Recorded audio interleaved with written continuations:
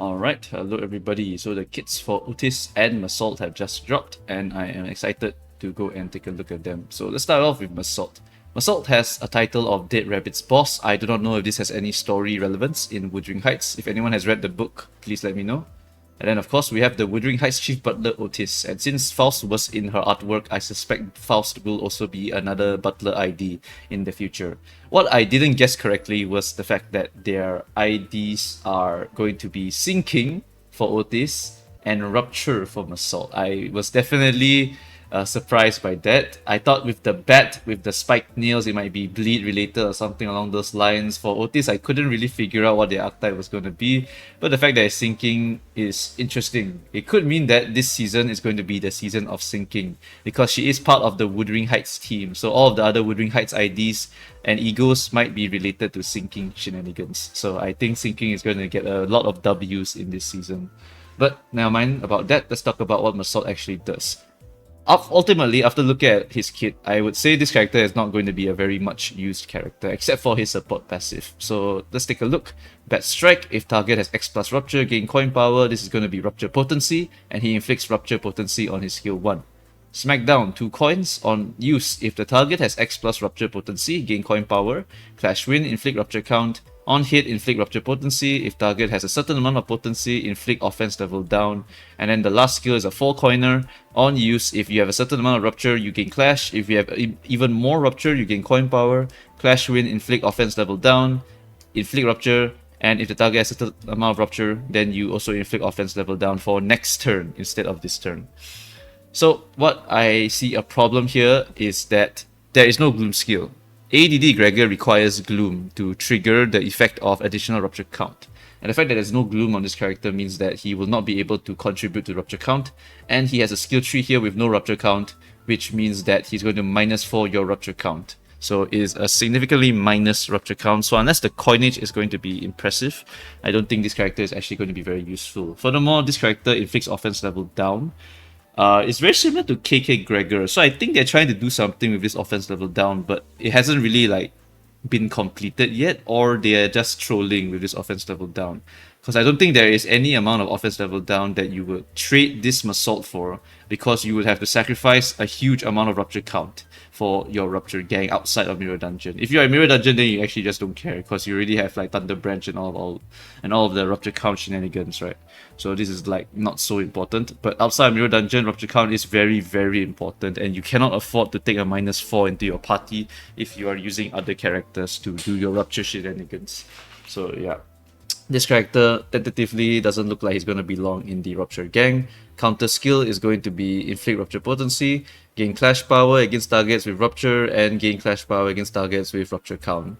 So yeah, he seems to have above average or decent clashing from what I can tell. But yeah, the no Rupture count and no Gloom skill just hits him really, really hard. I don't think he's going to fit currently in the Rupture team that has already been settled on. Which is usually going to be something like your Rose Banner Gregor as a 2-star, and then after that your Lobotomy Dawn as your other 2-star, and then after that the rest is just the 7th Association to get the plus Rupture Potency onto your 7th Heathcliff and so on, because all of those characters already have Gloom skills, and all of them will help to support ADD Gregor in providing a bunch of Rupture count. And then of course your WE Sang for his Dimension Shredder. You can even slap your K Hong Lu for some tricky fights. So yeah, it's a very, very interesting team already, but I don't think there's room for this character here. What I think there is room for though is his bench ability, which is when you hit someone with a certain amount of Rupture Potency, you inflict offense level down. And I think that is pretty much a free application of offense level down in a Rupture team. And I think this is his best use as of now. Unless the coins come out or the numbers come out and this is like a massive +5 Rupture count or something like that, then I might reconsider looking at him, but tentatively I don't think it'll be that high. Yeah. Alright, so moving on, let's talk about Outis. This one I'm very excited for. Why? Because look at that coinage. 2 coin, 3 coin, 4 coin. And then on use, if target has certain amount of sinking potency, gain coins, and gain coins. All 3 of these things have gain coins for condition, and they are pretty good coins. 2, 3, and 4 is very, very good. I suspect that this character is either going to be two kinds of characters. One is something like Blade Lineage Faust, a sub DPS who has respectable damage, but is mainly there to apply a unique status. That could be Outis. The other option is that Outis is going to be Blade Lineage Faust, but an insane damage dealer, because she has a billion other passives that increase her damage and increase her clashing, to the point that I think this character could also be a big nuker character. So yeah, I'm really excited with this character. I mean, you have to hit the conditionals, so you will have to slap her into the sinking team, but I think she will be a heavy hitter in the sinking team, or could be a Blade Lineage Force style of decent DPS, and also provides a unique status for the status. Yep. So let's talk about the passive first, actually. First off, look at the passive name, Mistress Voice. That means Cafe is going to have an ID. I'm very excited for that. When clashing against targets with less than 0 SP, clash power and more damage. When target has echoes of the mana, deal more damage. When winning a clash without losing a coin, heal your SP. And if you're already at 45, gain offense level up next turn. So we have clash, we have damage, and we have offense level up, which affects your damage and your clash by a little bit. Your clash, to get affected, you need about 3 offense level up to get a +1 to your clashing. So yeah, overall, all of this stuff here is just pointing towards a big damage or a big clasher in this party. So I think it's going to be a very, very good idea. Right, so besides that, what does she mainly do? It's actually going to be a lot of sinking potency. This skill here applies sinking potency. This skill here applies sinking potency, and the last skill is going to have Clash Wind, inflict sinking count, and then inflict echoes of the mana next turn. If the target has echoes of the mana this turn, inflict gloom affinity damage equal to sinking potency on the target. While this looks very sexy, what I think is going to happen is they will add a cap of about 30, because the standard seems to be 30 for P-Moon. Because if you look at Liu Rodion, I believe Liu Rodion also has something like this, but she has it capped to about 30 ref damage. So I think that's what's going to happen for her skill tree as well. But either way, this is just a free pop of extra damage, because it's just equal to sinking potency and doesn't seem to consume your sinking potency. So it's just free extra damage. And then, of course, you inflict this unique status, Echoes of the Manor, for your rest of the team to go and take advantage of. So, what does this status actually do? X% chance to gain +Y sinking count when the enemy gains sinking potency or count from skill or coin effects. So you apply this on the enemy, which means that when any of your allies hit the enemy, this Echo of the Manor will trigger, and whatever percentage chance here will trigger to get you additional sinking count when you are applying sinking potency or count. So you can imagine if you use something like your Mola Ishmael, your Spice Bush Isang, they will be applying sinking potency and counts with their skills for next turn or this turn, and then they will have a chance of just getting a free +1 sinking count. It could be +2, and +2 would be actually insane, but I think it should be +1.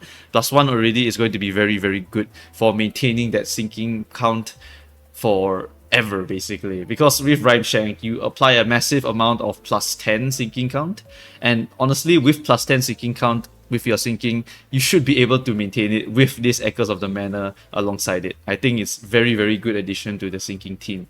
And furthermore, since Rhyme Shank applies a whopping +10 sinking count and Echoes of the Manor applies additional sinking count when you hit the target, having all of these skills here apply sinking potency will help you to stack up to 99 sinking potency as fast as possible, and then you can try to do some massive sinking deluge damage with your Spice Bush. Oh, I cannot wait. This is going to be a very strong 3-star to be slapped into the sinking team. Even if this unique status is bad, the coins here will have to also be bad for this character ID to be bad. So in summary, I think this character is going to be super strong just because of this first line of the passive only, and her coins and all of her passive stuff. It's just all coming together. It's like it reminds me of the excitement I felt when I saw Dichi Rodion for the first time. It's like, god damn, this character's kit is like all so synergistic together. It's just so damn good. Yep, and also she synergizes super well with all of the other sinking characters just because of this passive here. It's just all so interesting and so good. Right, so moving on. What is the additional effect of Echoes of the Manor?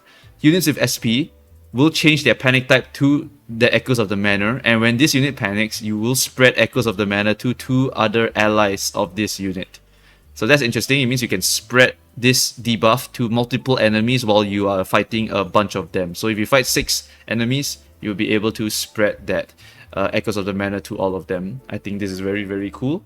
Next one is units without SP will get a certain percentage minus chance to flip heads. And that is really powerful, unless the enemy is Kim, because he is a negative coin character, and that will actually make him stronger. So sinking is not good against characters who have negative coins, so do take note of that. But against enemies with positive coins, this debuff here is gonna be sick. I don't know what the percentage is, but if it's even above like 10%, it's already going to be very powerful. It's really, really good to have this kind of debuff here, in my opinion. So yeah, really excited to see this status in action. And then of course, a few more details is that it reduces at turn end. It is not cumulative, a bit like Dichi's Insight, in that you apply the big number, it replaces the current number. So if you have 3, you apply 3 instead, and then what happens is the 3 will override whatever numbers on it. So if you have like a 1 and you inflict it, I suspect that that 1 will also replace the 3 that you applied beforehand. So it's very similar to the Dichi's Insight. You have to watch what numbers you're going to be applying for the Echoes of the Manor onto the target. And if the last line here is that if the target is a unit without SP, if the target has SP but they cannot change their panic type, then you will use this line here. I do not actually know who this condition meets. I think it's Kim, if I remember correctly. Kim can't panic, right? So he technically would be the unit without SP requirement, which actually makes him worse to fight. I think. This one I'm not too sure. I haven't tested and I can't test yet because the ID is not out. But yeah, overall this status and this whole kit here is just chef's kiss. I can't wait to go and get her. I mean, if all of this is not enough, like, she also has the Gloom Evade. Evasion is so strong for Mirror Dungeon and so strong for solo, so most likely this Outis is probably going to be able to solo some content as well with that evasion. Yeah, I'm really, really excited for this character. For Meursault, yeah, support passive, that's pretty much it, honestly. Yeah. So if I miss anything, feel free to let me know, because yeah, I got nothing much else to say about this character. So much coin power shenanigans, so many coins, so many clash power, so much damage, and also she has a unique status. I think this character is going to be so sick for the sinking team that we already have, which is Mola Ishmael, Rhymeshank Rodion with Dichi Rodion, and of course your Spice Bush Isang. Yeah. Right, so that's going to be it for this video. Thanks guys for watching. Remember to leave your comments about what you feel about this character, and also if I missed out on any little nuances or any English stuff here. Yep. Alright, thanks guys for watching, and see you guys. Bye bye.